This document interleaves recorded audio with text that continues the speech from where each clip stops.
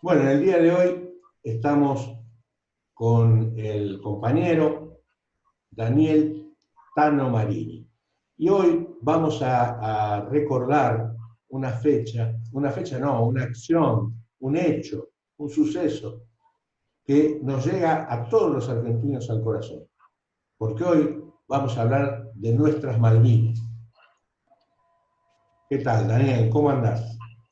¿Cómo andás, Gracias, Jorgito? gracias por participar, gracias por brindarte. El agradecido soy yo, Jorge, porque me encanta lo que estás haciendo este, a nivel de todos los compañeros y en este caso que me toca a mí por Malvina, que la verdad se trata justamente también de malvinizar, así que la verdad el agradecido soy yo, Jorge. Está bien. Bueno, en realidad vamos a viajar un poco en el tiempo y vamos a irnos a ese abril de 1982, o unos días antes del 2 de abril del 82. ¿Dónde Bien. estabas? ¿Qué estabas haciendo? ¿Cómo te enteraste? Empezá a contarme ese relato. Bueno, mira, Jorge, yo formé parte del Escuadrón de Explosión de Caballería Blindado 10, que tenía asiento dentro de la unidad del Regimiento 3 de Infantería. Era una subunidad independiente, era un grupo de 200 soldados que no tenía nada que ver con el Regimiento 3. El Regimiento 3 era de Infantería, nosotros éramos de Caballería. Era quien dije, una subunidad independiente. Eh, en el 82 yo ya era soldado viejo. Yo había ingresado al servicio militar en el año 81, en marzo del 81. Yo por distintas razones fui quedando último, había quedado en la cola de todas las bajas. Como se decía en esos momentos, había quedado como soldado viejo, ya era soldado viejo a pesar de que tenía 19 años. Este, y a mí me encontró en abril, me encontró eh, eh, siendo chofer del jefe de escuadrón en frente del centro atómico en Ezeiza, dándole instrucciones, no yo, sí participando de la instrucción de los soldados clase 63. La clase nuestra fue la clase 62. Ajá. Este, y en abril, el 2 de abril, me encontró despertándome dentro del G donde yo dormía, porque como yo era chofer del jefe de escuadrón, me desperté escuchando la radio que se habían tomado Malvinas, y bueno, ahí en el campo se hacía la formación como se hacía adentro del cuartel, en este caso era con los soldados nuevos, había como una plaza de armas dentro del campo, dentro de las dimensiones del campo, y bueno, la verdad fue uno tratando de volver a aquel entonces, fue muy emotivo, inclusive una cosa fue enterarse como los que se fueron de baja, que estaban en la casa y la radio. Claro. Nosotros nos enteramos sin serlo y sin querer serlo, en el medio de una formación es distinta la forma de enterarnos de uno, de los que estábamos todavía como soldado viejo, a los que fue los soldados que ya se habían ido de baja. La emoción igualmente fue, porque la verdad, bueno, después la charla lo va a llevar, la verdad se tomó con una profunda emoción, porque, qué sé yo, Sin duda. nosotros... Yo creo que para todos los argentinos, a pesar de la dictadura, a pesar de la situación política, fue recuperar un pedazo de nuestra patria. Así que Exacto. para todos fue emocionante, a todos se nos caían las lágrimas y me imagino para ustedes que estaban ahí en el lugar, ustedes no sabían lo que iba a pasar con ustedes, cómo iban a ser los sucesos, me imagino. Y mira, lo que siguió después de esta formación que te estaba comentando fue volvernos al cuartel. Imagínate que yo era chofer del jefe de escuadrón, volvernos al cuartel, y la primer directiva, la primera orden que hubo fue, entramos a la plana mayor, y los que ya tenemos la edad que tenemos nosotros, conocemos viejo de las viejas Olivetti y las marcas, las máquinas de escribir. a confeccionar los telegramas de convocatoria de los que se habían ido baja,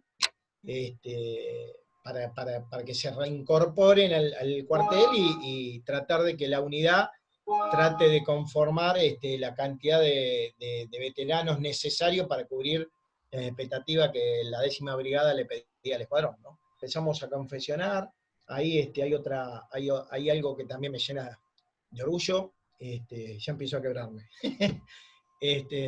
por mis compañeros, porque, a ver, nosotros habíamos quedado, volviendo a lo que te decía, que era un grupo de soldados viejos que habíamos quedado, prácticamente éramos un puñadito de 20, 25 soldados, el resto se había ido todo de baja. Cuando nosotros, los pocos que estábamos ahí, nos dan la lista de los que teníamos que convocar, sobraron gente de las que nosotros estábamos convocando. Tuvimos compañeros, inclusive tenemos caídos, compañeros caídos que no habían sido convocados y se autoconvocaron y vinieron y fueron, y hoy están de centinelas en Malvinas. Héroes. Bueno, esos fueron los inicios, eran hasta cuestiones administrativas, pero tenía que ser algo con cierta velocidad, con cierta premura, me imagino. Exacto, tal cual. Bueno, ahí empezamos a abastecernos, empezaron a traer inclusive indumentaria, cosa que nosotros, a ver, no nos dieron ninguna ropa en especial, pero sí nos dieron una ropa nueva, trajeron unas bombachas y unas chaquetillas satinadas, que para el frío eran más convenientes. Nos proveyeron de un duvet, una campera de abrigo, que fue la que terminamos llevando a Malvinas. Ahí nos reabastecimos, ahí nos reagrupamos, hasta esperar la directiva de la 10ª Brigada para irnos. El día 13 de abril fue que nosotros salimos del cuartel de La Tablada. Días previos estuvieron saliendo los vehículos nuestros, por ejemplo el Jeep, que después terminé yo conduciendo yo, después tuve a cargo el Jeep que tenía en Ezeiza, después lo tuve en Malvinas, la unidad mía fue el único Jeep que tenía, era el mío, la cocina de rancho, y la unidad nuestra llevó unas tanquetas, Jorge, unas tanquetas Panhard, son francesas.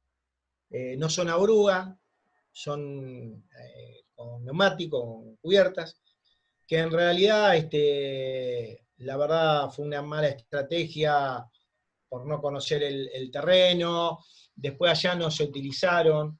Bueno, eso es parte de la estrategia militar, algo de lo que falló en la estrategia militar. Llevamos las tanquetas que para lo único que sirvió, que todo el tiempo que nosotros tuvimos antes de entrar en combate, porque nosotros, la unidad del escuadrón tuvo, como decimos nosotros, no por nada, tuvimos el honor de haber entrado en combate cuerpo a cuerpo en Monte London, después al final de la guerra.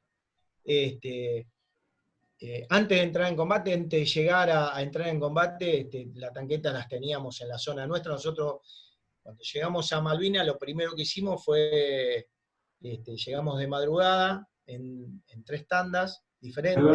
Perdóname, Tano. ¿De Tablada viajaron hacia algún lugar del sur, la Patagonia, o fueron directamente?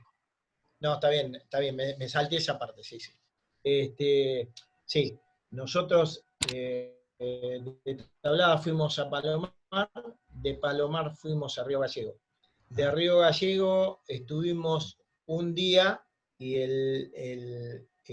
y al otro día recién nos embarcaron a Malvinas. Nosotros tuvimos un día, no recuerdo bien la base que hicimos en Río Gallego. Tuvimos un cartel de allá, pero no me acuerdo bien cuál era. Ahí estuvimos 24 horas. Y después de ahí fue automáticamente en avión. Los aviones, bueno, vos habrás visto las fotos, cómo se preparaban de Aerolíneas Argentinas, le sacaban los asientos, y de alguna manera, como ganado, íbamos ahí adentro, todos sentaditos, no espalda con espalda, sino la espalda de mi compañero en las rodillas mías, y así de costado, digamos, y hacia el fondo, sobrecargando la capacidad del avión, cada cual con su bolso de equipo. Una cosa, Tano, era todo el batallón, el pelotón, no sé cómo se dice, se conocían desde hacía tiempo. Y de marzo del 81 a lo que fue después, sí, ya habíamos hecho mucho de nosotros, ya habíamos tenido una amistad, que gracias a una amistad que con muchos de ellos perdura hasta hoy, ¿no? Nosotros fuimos una unidad que, por el destino que nos llevó a combatir y demás, la verdad somos una de las pocas unidades que al día de hoy nos seguimos reuniendo, pero en una cantidad importante. Yo, por ejemplo, acá en Matanza, siempre me recriminan porque siempre tuve la suerte de que las 2 o 3 reuniones que hicimos en Matanza fueron las que más convoqué, de fácil acceso, de llegada. Realmente la hago acá en el huracán de San Justo, ¿no? Pero de 150 firmas Malvinas hemos llegado a juntar acá en el huracán de San Justo arriba de 80 compañeros. Y lo hacemos periódicamente. Ahora nos agarró esta bendita pandemia, pero nosotros mes y medio no pasa que nos reunimos. Y Bien. tenemos la suerte de también tener una camaradería que nos permite juntarnos con nuestros oficiales, suboficiales, porque la verdad que a la hora del servicio militar pasó de todo, Jorge. En el servicio militar, mi mamá fue a ver al padre Marcón en su momento, cuando yo hice la instrucción en Ezeiza, porque ya en Ezeiza, de alguna manera, me habían castigado mal. En esos momentos, bueno, ¿qué te voy a contar? Algo que se sabe de... había suboficiales que se iban de tema. Y yo la sufrí, por eso había quedado también como soldado viejo. Claro. Yo era rebelde como todo pibe de 18 años. ¿Y contame cómo fue la llegada a las islas? Bueno, a Malvinas nosotros llegamos el 16 de abril, de madrugada. La primera experiencia fue desembarcar del avión, y ni bien desembarcamos del avión, a las 2, 3 de la mañana, un frío que para nosotros era la primera vez que tocábamos semejante frío, y hacer noche pegadito a la pista de aterrizaje. Bien pegado a la pista de aterrizaje, cada cual desarmó su bolso por de equipo. El que tenía una bolsa de dormir se metió dentro de una bolsa de dormir y se tiró los paños de carpa encima, porque cada uno llevaba eso, su bolsa de dormir, su medio paño de carpa, porque después el otro medio lo llevaba un compañero. Claro.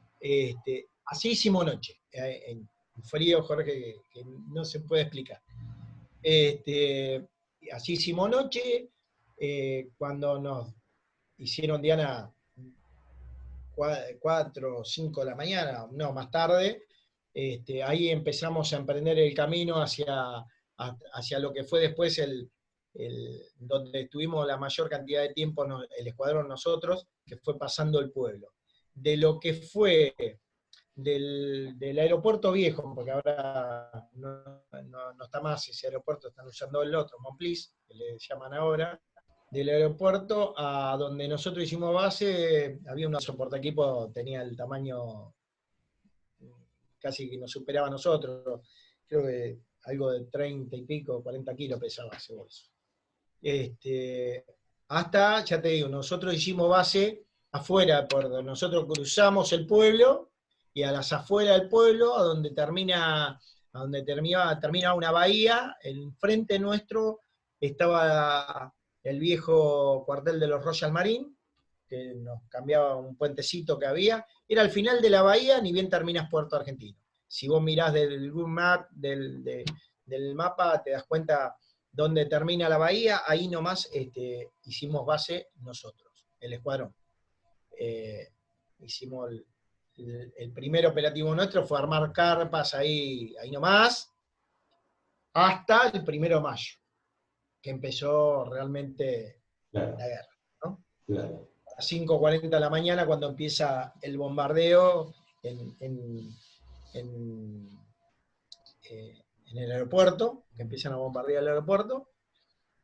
Nosotros estábamos ahí en las afueras. Cuando empezó el bombardeo, después de las 5:40, tipo 9, 10 de la mañana, descubrieron, ya de día, descubrieron las tanquetas nuestras, y desde el 1 de mayo hasta lo que fue los combates finales, las tanquetas, volviendo a lo que te estaba contando hace un rato, Sí. para lo único que sirvieron fue para ser blanco de ellos.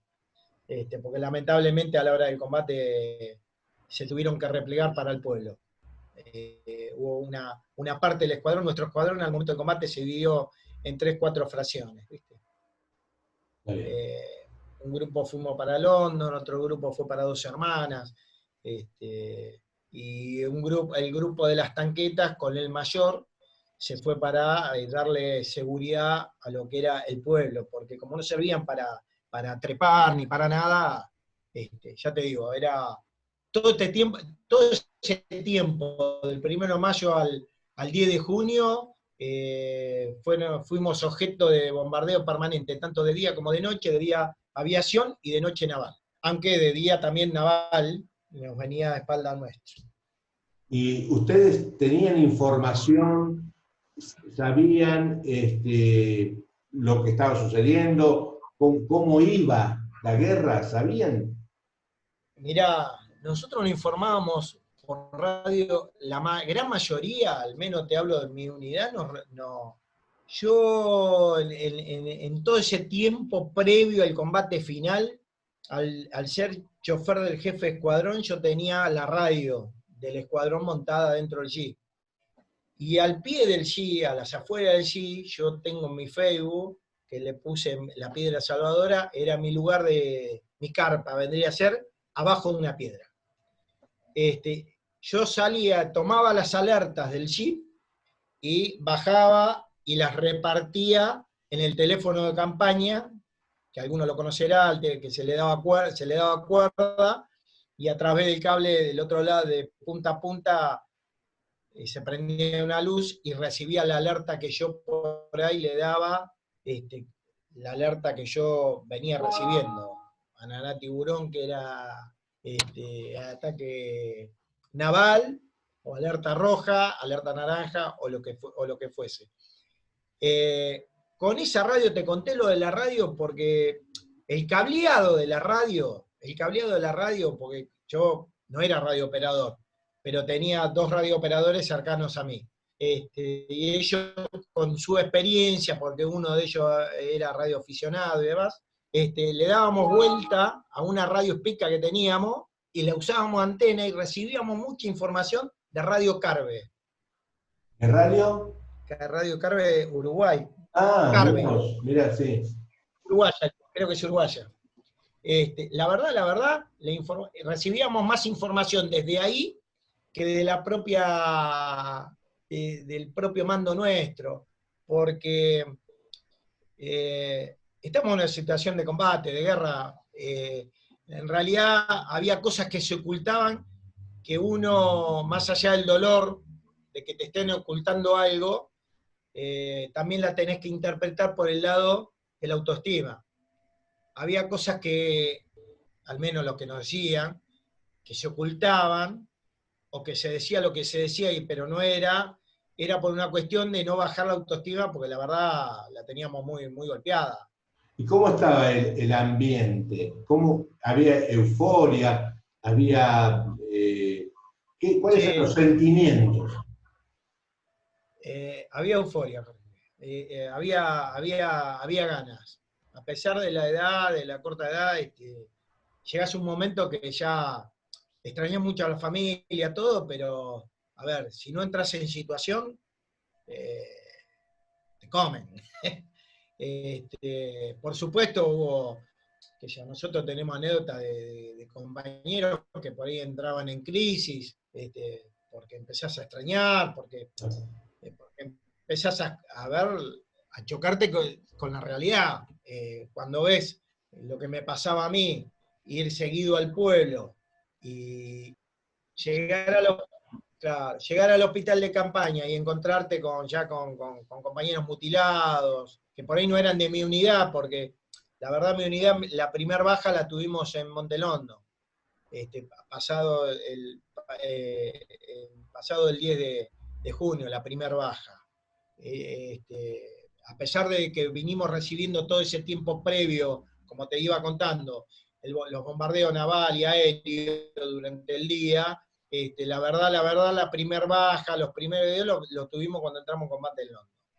Pero no eran directos míos, pero eran argentinos que yo, cuando iba al hospital, empecé a saber toda la realidad. Si no entras en esa, no entras más, ya no olvidaste. Claro.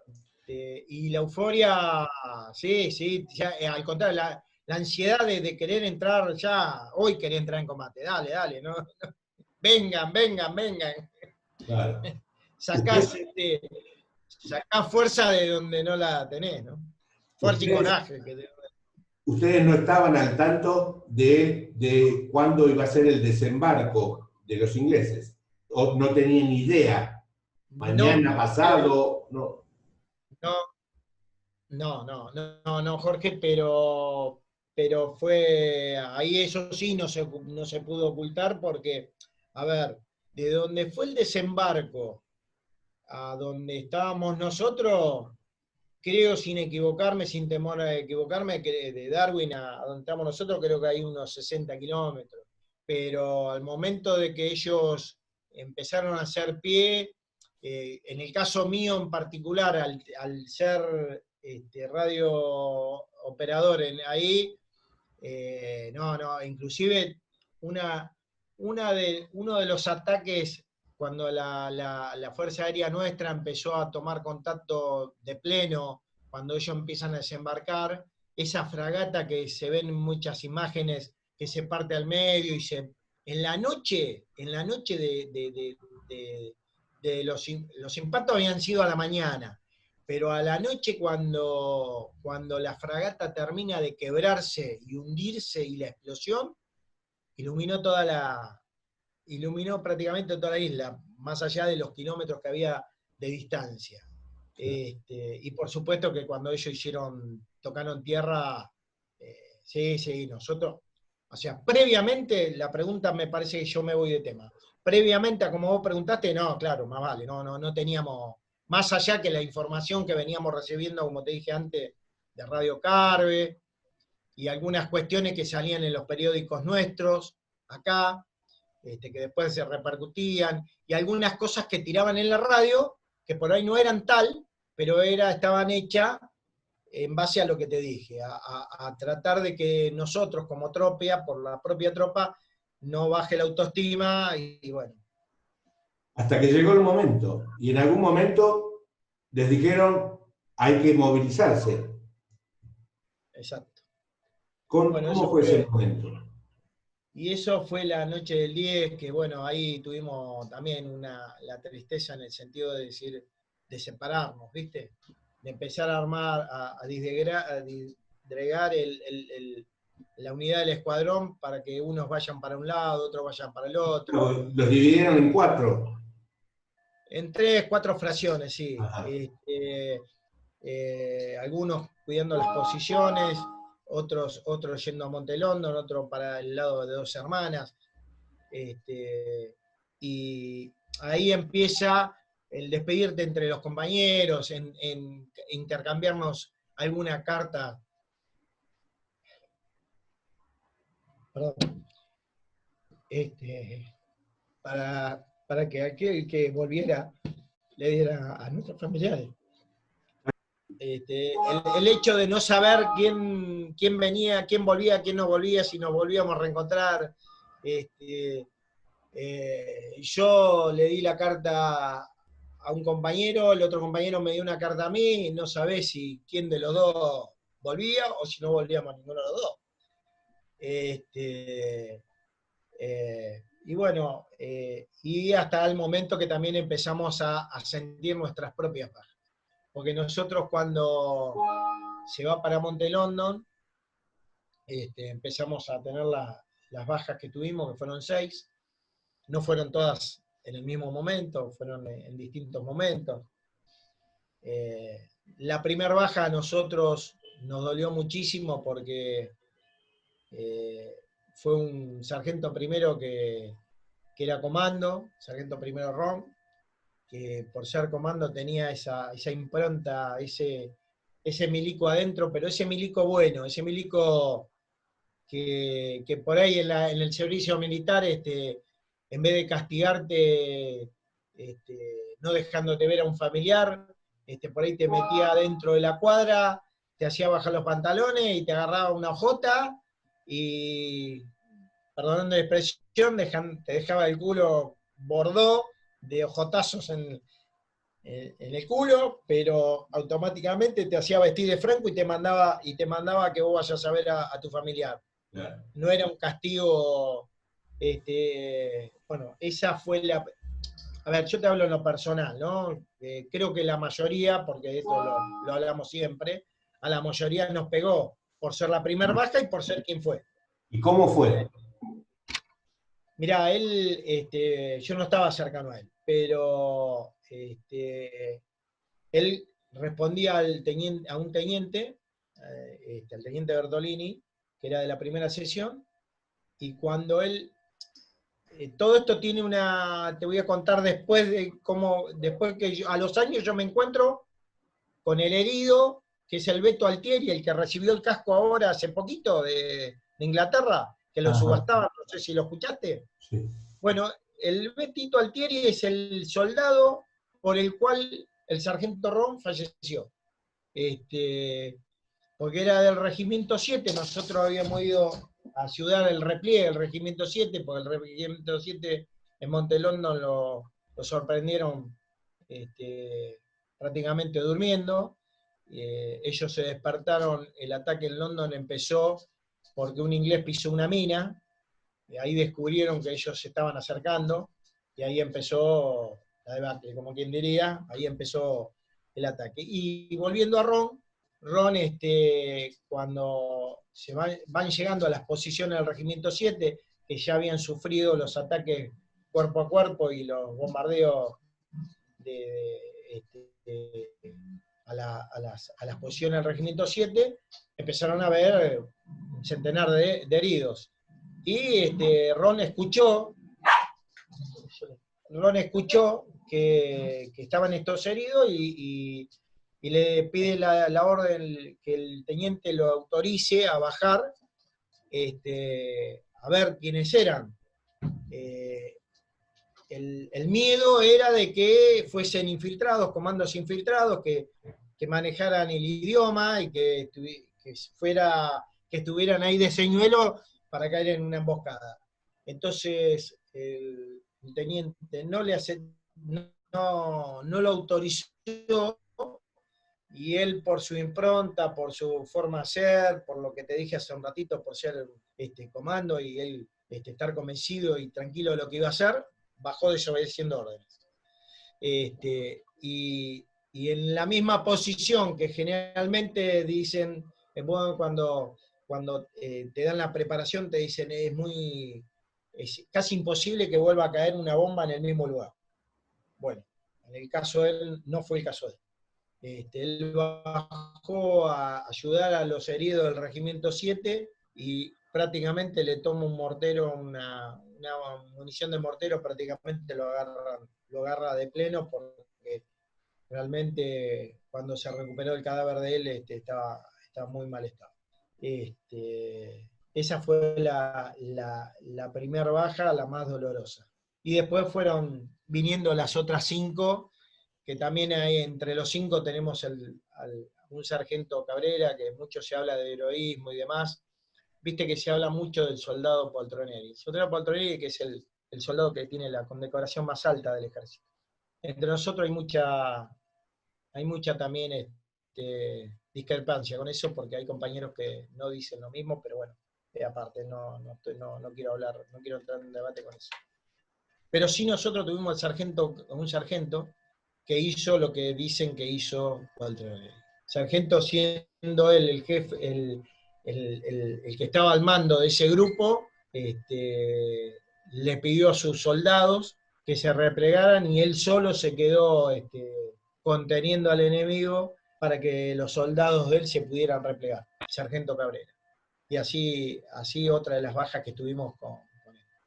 Después tuvimos un cabo Chávez, que era un soldado durante el año nuestro, había sido soldado, y él continuó de dragoneante, pasó a continuar con la carrera militar, llegó a Malvinas como cabo, y quedó otro más que quedó de centinela ahí, y 3 soldados, compañeros nuestros de todo el año. Uno de ellos es de Tablada, de acá de Matanza, Torres. Bueno, eso fue cuando nosotros entramos ahí, digamos, en combate efectivo, el escuadrón entró en combate efectivo en Monte London, cuando fue a pedido de la jefatura para que ayudara a que el regimiento 7, que había sido sorprendido en Monte London, pudiese replegar. Porque la verdad, si no llegábamos nosotros, no llegaba una parte de la compañía del regimiento 3, hubieran sido mucho más de 36 bajas que tuvo el regimiento 7 de infantería. Tengo una pregunta, Daniel. Una pregunta, porque yo trato de imaginarme esto mientras vos estás contando. Yo me imagino que en Malvinas se puede ver lejos. No hay tantos serranías o cosas por el estilo, así que se puede ver lejos. ¿Ustedes veían al enemigo, a los ingleses? ¿Cuál era la imagen o no?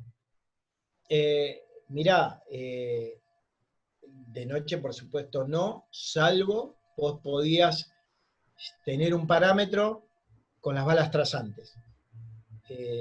Las balas trazantes en un cargador de 20 municiones, cada 5 va una trazante, que justamente la trazante es lo que te marca el recorrido, tanto para vos, como vos ver también del otro lado, porque, a ver, cuando sale de tu fusil la trazante, el que está del otro lado también ve del lado que viene.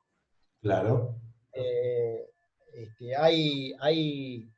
En realidad se muestra siempre una imagen que en realidad no es la real, pero es lo más parecido a lo real, y justamente se trata de eso.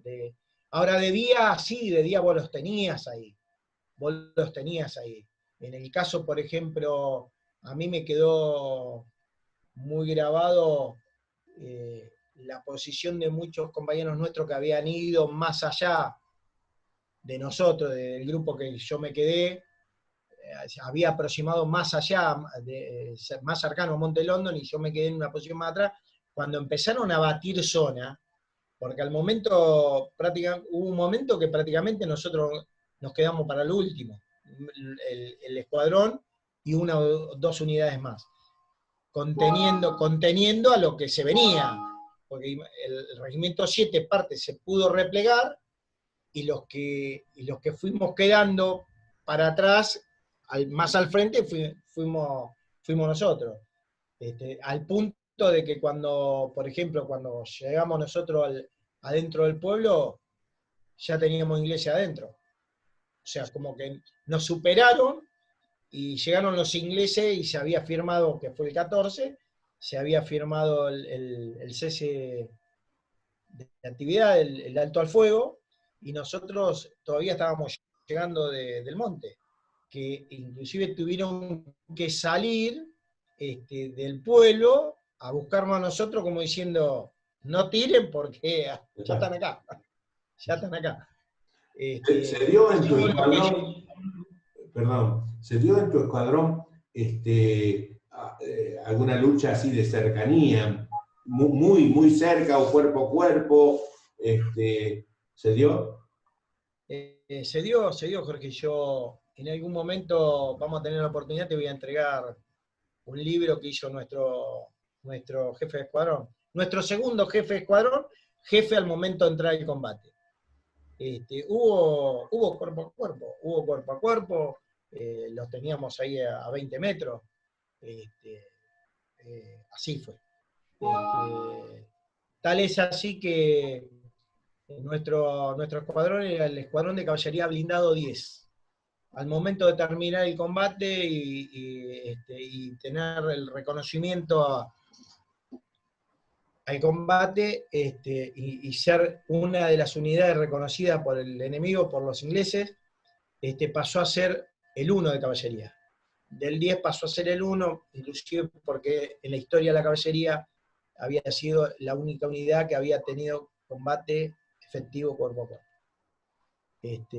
O sea, eso marca que acá no hay chamuyo posible. Claro. Tal es así que también el Regimiento 7 Infantería. Acordate, yo te dije que nosotros formamos parte del Escuadrón Blindado 10 que tenía asiento en la tablada con el Regimiento 3 de Infantería. Sí. Hoy en la actualidad el escuadrón es el 1 y forma parte y está adentro del cuartel con el Regimiento 7 Infantería en La Plata. Esas dos unidades no se volvieron a separar más desde Malvinas. Claro. Nuestro museo, con algunas cosas que hemos recuperado y demás, lo tenemos allá en Malvinas. Vos sabés, no sé si lo sabés, te lo cuento también ahora, que yo fui uno de los 4 que volvimos para los 25 años.